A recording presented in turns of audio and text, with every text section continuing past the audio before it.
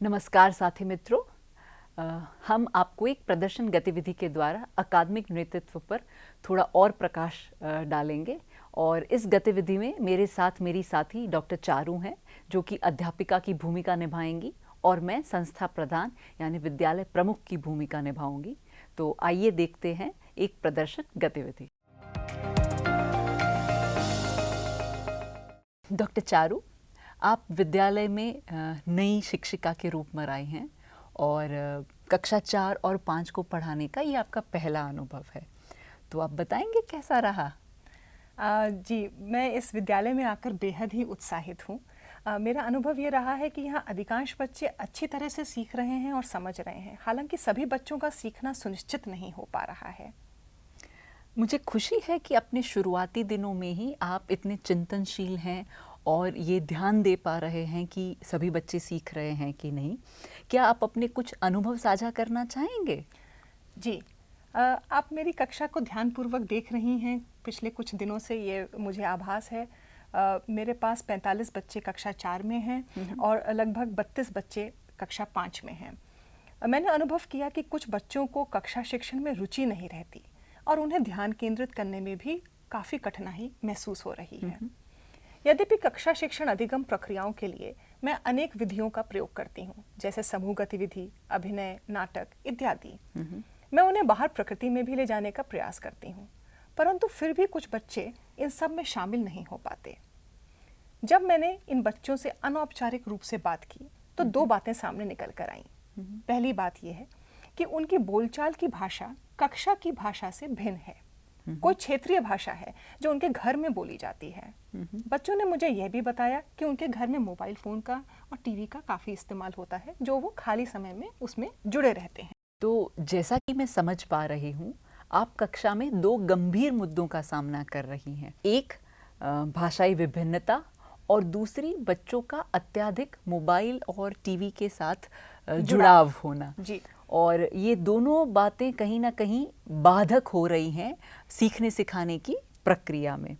तो क्या आपने इन समस्याओं पर कोई गौर किया है या इनके हल को निकालने के लिए आपने कुछ तैयार किया है अपने आप को? जी, आप बिल्कुल ठीक कह रही हैं। मैं कक्षा में इन्हीं दो मुख्य समस्याओं से जूझ रही हूँ। पहली भाषाई विभिन्नता की समस्या, दूसरी गैर पारंपरिक संसाधनों का प्रयोग कर पाने की असमर्थता, मेरी असमर्थता। मैंने नई कार्यनीति प्रयोग करने के बारे में सोचा है। मुझे समुदाय के साथ बात करने की आवश्यकता है कि वे मुझे कुछ दिनों के लिए एक सह अध्यापक के रूप में किसी व्यक्ति को उपलब्ध करा दें जो क्षेत्रीय भाषा बोलता हो। दूसरा, मैं स्वयं सूचना और संचार प्रौद्योगिकी के कुछ ऐसे अवसर तैयार कर रही हूँ जिससे बच्चे मोबाइल फ़ोन और कंप्यूटर के माध्यम से भी पाठ्य पुस्तकों की अवधारणाओं को रुचिकर रूप से समझ सकें और आपसी सहयोग से ज्ञान का सृजन कर सकें। मैं बेहद प्रसन्न हूँ कि आपके पास इन समस्याओं के इतने रुचिकर हल हैं। आपकी बात में भी मैं कुछ और जोड़ना चाहती हूँ।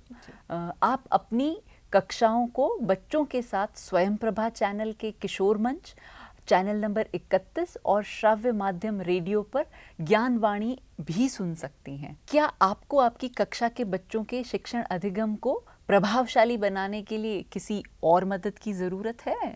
जी, अगर मुझे बगल के विद्यालय के शिक्षकों के साथ जोड़ दें तो बेहतर होगा। उन्होंने बेहद ही रचनात्मक, नवाचारी पाठ्य सहायक सामग्री बनाई है। मैं उनसे बहुत कुछ सीख सकती हूँ। अवश्य, मैं भी हमारे साथी विद्यालय के प्रमुख से बात करती हूँ और मुझे बहुत अच्छा लगा कि आप आसपास के विद्यालयों में क्या हो रहा है उसके बारे में भी मालूमात रखती हैं और सीखना चाह रही हैं। तो मैं ज़रूर कोशिश करूँगी।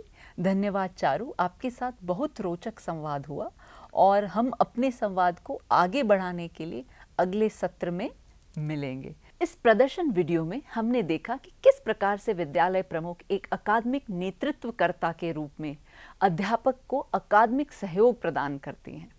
विद्यालय प्रमुख बहुत ही कुशलतापूर्वक अध्यापक के प्रश्न पूछती भी हैं और न ही उन्हें उत्तर बने बनाए उत्तर देती हैं। वे भी इस तरह के प्रश्न जो अध्यापक को आने वाली समस्याओं से स्वयं जूझने को विवश करते हैं, जिससे कि वह उनका हल स्वयं खोज पाएं।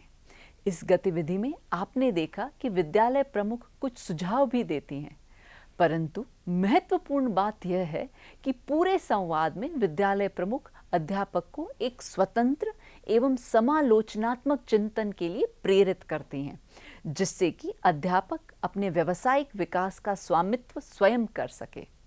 देखा जाए तो सहयोग, अध्यापकों का प्रशिक्षण एवं सलाह और यह सुनिश्चित करना कि सभी छात्रों के लिए अधिगम स्तर व शिक्षण अधिगम प्रक्रियाएं बेहतर हों, ये सभी अकादमिक नेतृत्व के अहम घटक माने जाते हैं।